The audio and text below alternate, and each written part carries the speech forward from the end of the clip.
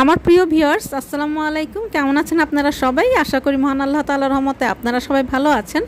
আলহামদুলিল্লাহ আমিও ভালো আছি। তাই তো আপনাদের মাঝে ফিরে আসলাম চুমকি রান্নাঘর থেকে। আর চুমকি রান্নাঘর মানে তো আপনাদের রান্নাঘর। তো সামনে আসছে কোরবানি ঈদ, আর এই কোরবানি ঈদে কিন্তু আমরা নানান ধরনের কাবাব বানিয়ে থাকি। তবে পছন্দের তালিকায় যে কাবাবটা সবসময় থেকে যায় সেটা হচ্ছে শামি কাবাব। তো চলেন এই শামি কাবাবটা কিভাবে খুব সহজ রেসিপিতে তৈরি করেছি আপনাদের সাথে শেয়ার করি। এখানে আমি নিয়েছি 2 কাপ চিকেনগুলোকে আমি ছোট ছোট করে কেটে নিয়েছি। আপনারা চাইলে এখানে বিফ বা মাটনও ব্যবহার করতে পারেন। আর এখানে আমি নিয়েছি হলো আধা কাপ ছোলার ডাল। 2 কাপ চিকেনের জন্য আমি আধা কাপ ছোলার ডাল নিয়েছি। আর এখানে নিয়েছি শুকনা মরিচ 3টার মতো। তারপরে নিয়েছি একটা পেঁয়াজ 4 ফালি করে নিয়েছি। আর 4-5 টুকরা ছোট ছোট করে কাটা আদা নিয়েছি। মাঝারি সাইজের একটা রসুন নিয়েছি। একটা তেজপাতা, 2টা এলাচ আর 1 টুকরা দারচিনি নিয়েছি। আর আমি যখন এটা সেদ্ধ করব হলুদের গুঁড়া, লবণ অ্যাড করে দিব। তারপরে আমি যখন ডাল আর চিকেনটা সেদ্ধ হবে তখন আমি একটা আলাদা মশলা ব্যবহার করব এই মশলাগুলো ছাড়া। তো এখন আমি ডালটাকে আধা ঘন্টার জন্য ভিজিয়ে রাখবো। তো ডালটা যখন আধা ঘন্টা ভিজে গিয়েছে, আমি ধুয়ে তারপর ভিজিয়ে রেখেছি।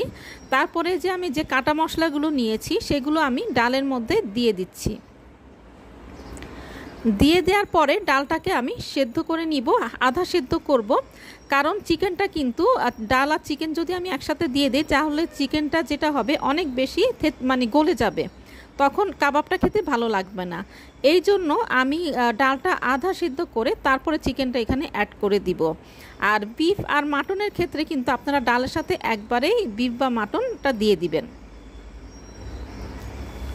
তো ডালটা যখন আধা সিদ্ধ হয়ে যাবে তখন তখন আমি এখানে চিকেনটা দিয়ে দিচ্ছি। দিয়ে দেওয়ার পরে যখন এটা ভালো মতো সেদ্ধ হবে, ভালো করে নেড়ে চেড়ে দিব, তারপর ঢাকা দিয়ে সেদ্ধ করে নিব। ডাল আর চিকেনটা সেদ্ধ হতে হতে আমি এখানে কিছু মশলা নিয়ে নিয়েছি।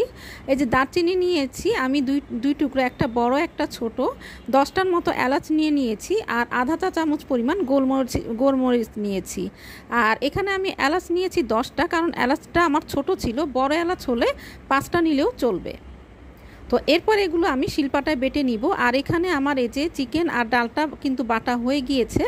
আর এখানে আমি দিয়ে দিলাম 2টা ডিম। যে মশলাটা রেডি করেছি সেই মশলাটা, বিস্কিটের গুঁড়া দেওয়ার পরে আমি এটাকে খুব ভালো করে মিশিয়ে নিব। একেবারে মনের মাধুরী মিশিয়ে খুব ভালো করে মিশিয়ে নিব, কারণ প্রতিটা কাবাবের ক্ষেত্রে ভালো করে মিশিয়ে নেওয়াটা খুব জরুরি। তো মিশিয়ে নেওয়াটা আমার হয়ে গিয়েছে, দেখেন কতটা স্মুথ হয়েছে। এখন আমি একটা পুর তৈরি করে নেব। পুরের জন্য আমি এখানে নিয়েছি একদম মিহি করে কুচানো পেঁয়াজ, তারপরে নিয়েছি কাঁচা মরিচ, তারপর দিয়েছি লবণ। এরপর আমি দিয়ে দিব পরিমাণ মতো সিরকা। আপনি কি পরিমাণটা বানাবেন সেই পরিমাণ বানাবেন। আমি যে পরিমাণ নিয়েছিলাম সেই পরিমাণটা আমি অর্ধেকটা ফ্রোজেন করব আর অর্ধেক দিয়ে বানাবো, যার জন্য আমি পুরের পরিমাণটা আমার পরিমাণ মতো নিয়েছি। তো তারপরে এই পুরটাকে আমি আবারও মনের মাধুরী মিশাবো। তার আগে আমি এখানে দিয়ে দিব হলো পুদিনা পাতা। তো পুদিনা পাতাটা কিন্তু শামি কাবাবের জন্য একদমই পারফেক্ট, কারণ আপনি যখন শামি কাবাব বানাবেন তখন চেষ্টা করবেন পুদিনা পাতাটা দিতে, কারণ পুদিনা পাতা না দিলে কিন্তু শামি কাবাবের যে আসল টেস্ট সেটা পাওয়া যায় না। এবারে যে কাবাবের ডোটা রেখেছিলাম সেখান থেকে আমি অল্প অল্প করে নিয়ে কাবাবগুলো তৈরি করব। তো আমি আমার পছন্দ মতো নিয়েছি, ছোট বড়। আর আপনারা আপনাদের পছন্দ মতো বড় করতে পারেন, ছোটও করতে পারেন, আপনারা আপনাদের পছন্দ মতো সেটা শেপে দিয়ে দিবেন। আর এই যে আমি দেখেন এভাবে একটু গর্তের মতো করেছি, তারপরে এই যে পুরটা ভরে দিচ্ছি। আর পুর কিন্তু একসাথে অনেক দিতে যাবেন না, পরিমাণ মতো দিবেন, নাহলে কিন্তু ফেটে যাওয়ার সম্ভাবনা। আর দেখেন আমার যে ডোটা খুব স্মুথ মাখা, খুব ভালো করে মেখে নিয়েছিলাম দেখেই কিন্তু কাবাবগুলো একদম পারফেক্ট হচ্ছে, এটা কিন্তু ফেটে যাচ্ছে না। তো এই যে একটা কাবাব কিন্তু আমার রেডি হয়ে গিয়েছে, দেখতেই পাচ্ছেন। তো ঠিক এভাবে করে আমি আরেকটা কাবাব তৈরি করে আপনাদেরকে দেখিয়ে দিচ্ছি।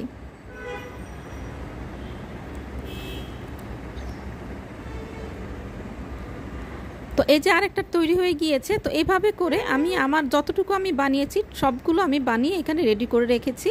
তো এবারে কিন্তু ভাজার পালা। আর তেলটা কিন্তু ভালো করে গরম করতে হবে। তো আমি কিন্তু এটা কড়াইয়ের মধ্যে ভাজছি, কারণ টিকিয়া কাবাব অথবা শামি কাবাব কিন্তু ডুবো তেলে ভাজলে এটা একেবারে পারফেক্ট হয় আর একদম টুইটুম্বর হয়ে ফুলে ওঠে।